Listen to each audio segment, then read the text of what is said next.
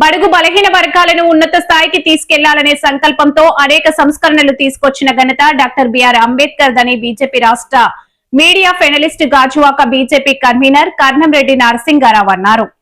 ఈ మేరకు doctor BR Ambedkar 135వ జయంతి సందర్భంగా గాజువాక ఎంఆర్ఓ కార్యాలయం ఎదురుగా ఉన్న ఆయన విగ్రహానికి పూలమాల వేసి నివాళులర్పించారు. ఈ సందర్భంగా కర్నంరెడ్డి నరసింగరావు మాట్లాడుతూ నవభారత నిర్మాణానికి దిక్సూచిని అందించిన మహనీయుడు భారత రాజ్యాంగ శిల్పి డాక్టర్ బిఆర్ అంబేద్కర్ అని, భారతదేశ మొట్టమొదటి న్యాయవాది, ఆర్థిక శాస్త్రవేత్త, రాజకీయ నేత, సంఘ సంస్కర్తగా ప్రసిద్ధిగాంచారని, అంటరానితనం, కుల నిర్మూలనకు ఎంతగానో కృషి చేశారని, దళితులు సామాజిక రాజకీయ హక్కులు, భారతదేశ రాజ్యాంగ వ్యవస్థాపన కోసం కృషి చేసిన మహానేత డాక్టర్ బిఆర్ అంబేద్కర్ అన్నారు.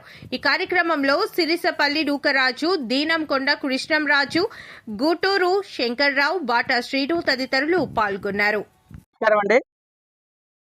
భారత రాజ్యాంగ నిర్మాత, భారతరత్న, భారతదేశ తొలి న్యాయశాఖ మంత్రి శ్రీ డాక్టర్ బిఆర్ అంబేద్కర్ గారి 135వ జయంతి సందర్భంగా మా భారతీయ జనతా పార్టీ రాష్ట్ర అధ్యక్షులు శ్రీ పివిఎన్ మాధవ్ గారి సూచనల మేరకు గాజువాక భారతీయ జనతా పార్టీ ఆధ్వర్యంలో గాజువాక తహసీల్దార్ కార్యాలయం ఎదురుగా ఉన్న ఆయన విగ్రహానికి పూలమాలలు వేసి ఘనంగా నివాళులు అర్పించడం జరిగింది.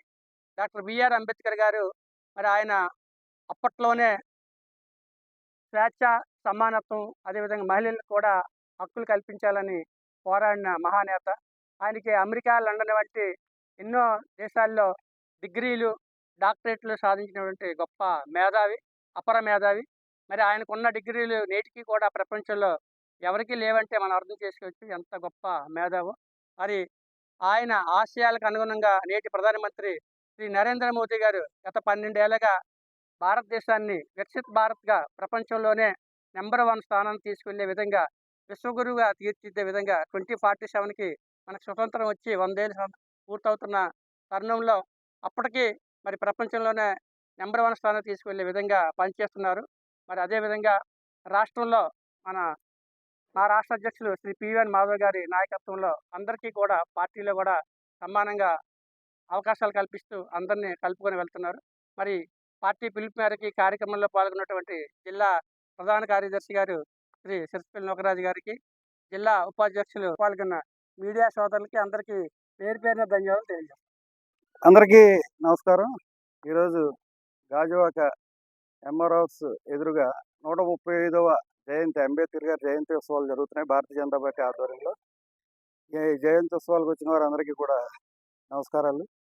ఎందుకంటే అంబేద్కర్ గారు ఏ ఆశయం కోసం అయితే ఇచ్చేశారో, ఆయన రాజ్యాంగంలో పొందుపరిచిన అంశాల ఆధారంగా ఈరోజు నాయకులందరూ పరిపాలన సాగిస్తున్నారు.